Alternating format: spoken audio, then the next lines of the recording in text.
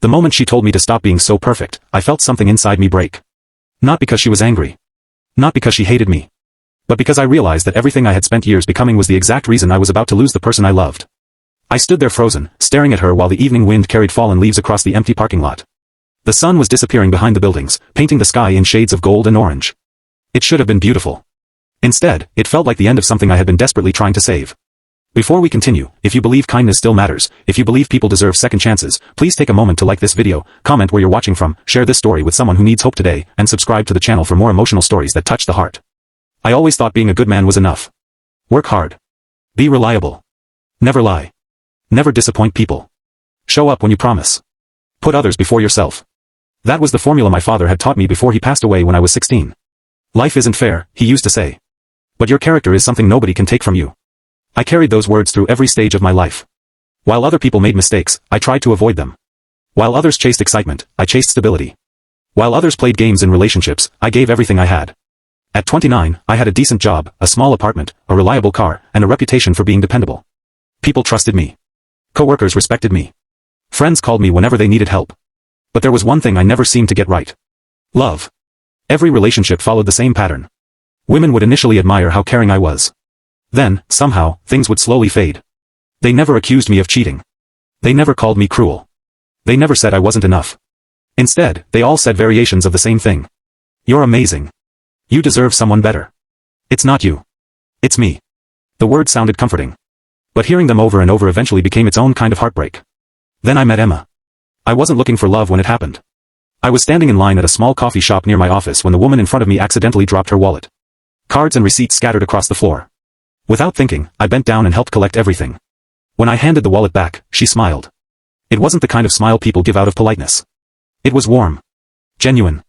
The kind of smile that made you feel seen. That was the beginning. Over the following months, we kept running into each other. Sometimes at the coffee shop.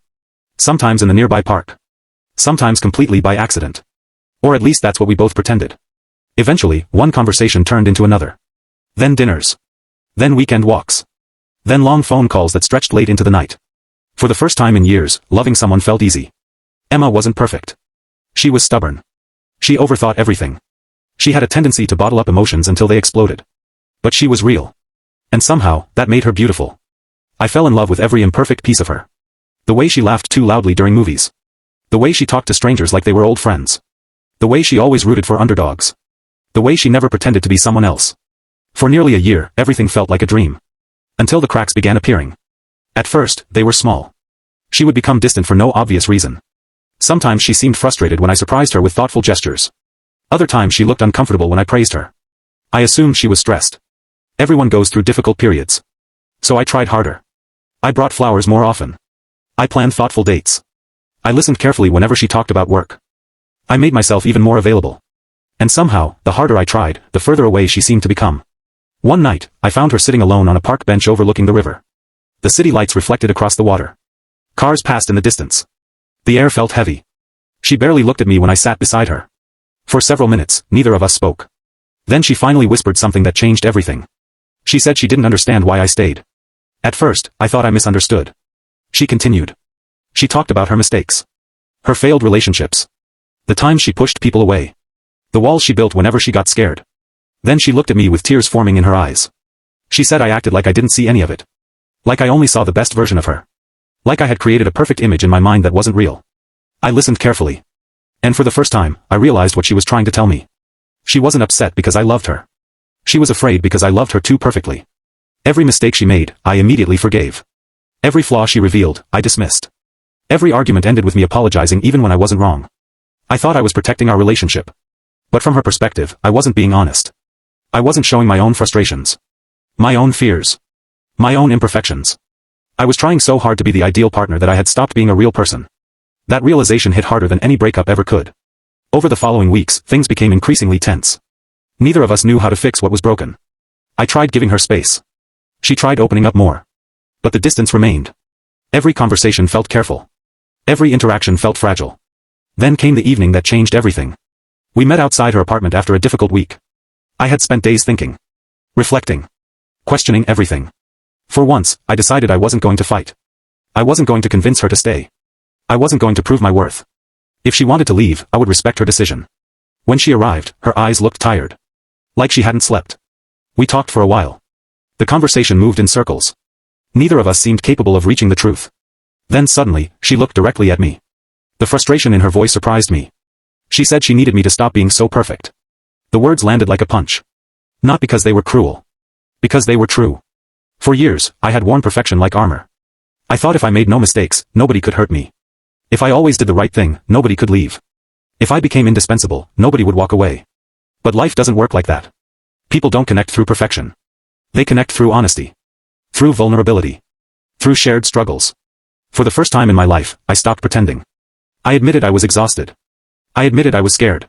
I admitted I hated constantly feeling responsible for everyone else's happiness. I admitted that sometimes I felt invisible. That sometimes I wanted someone to take care of me too. The words poured out faster than I expected. Years of pressure. Years of expectations. Years of pretending everything was fine. When I finished speaking, silence surrounded us. Neither of us moved. The city seemed unusually quiet. Then I nodded. I told her maybe she was right. Maybe we wanted different things. Maybe love wasn't enough. And with that, I turned around. I started walking away. My heart felt impossibly heavy. Every step hurt. But strangely, there was relief too. For once, I wasn't chasing someone.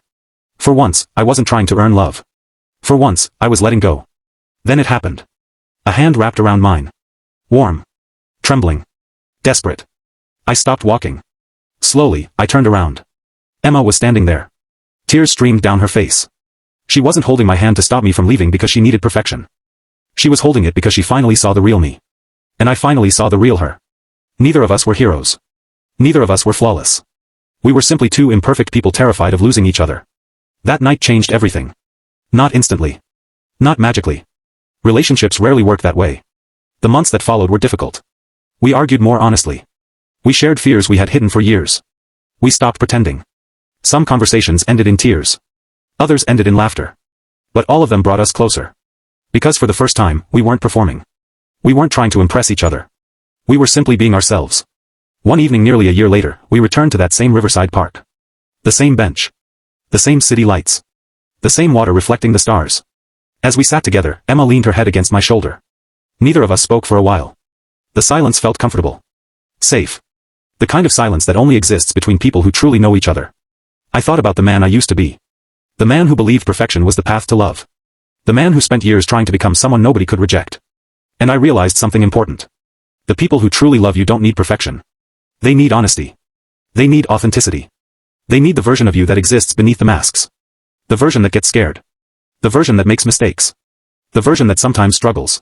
Because that's the version they can actually hold on to. That's the version they can actually love. Before we reach the ending, I have a special request for you. Please comment the words, "Real love accepts imperfection," if this message resonates with your heart today. Years later, whenever people ask how Emma and I made our relationship work, we never talk about grand romantic gestures. We never talk about perfect dates. We never talk about flawless communication. Instead, we talk about that evening in the parking lot. The evening she told me to stop being so perfect. The evening I finally allowed someone to see my flaws. The evening she grabbed my hand before I could walk away. Because sometimes the strongest relationships aren't built when two perfect people find each other. They're built when two imperfect people stop pretending. And finally choose each other anyway. If this story touched your heart, please take a moment to like the video, leave a comment, share it with someone who needs encouragement, and subscribe for more emotional stories. Your support helps these messages reach people who may need them most. And remember this.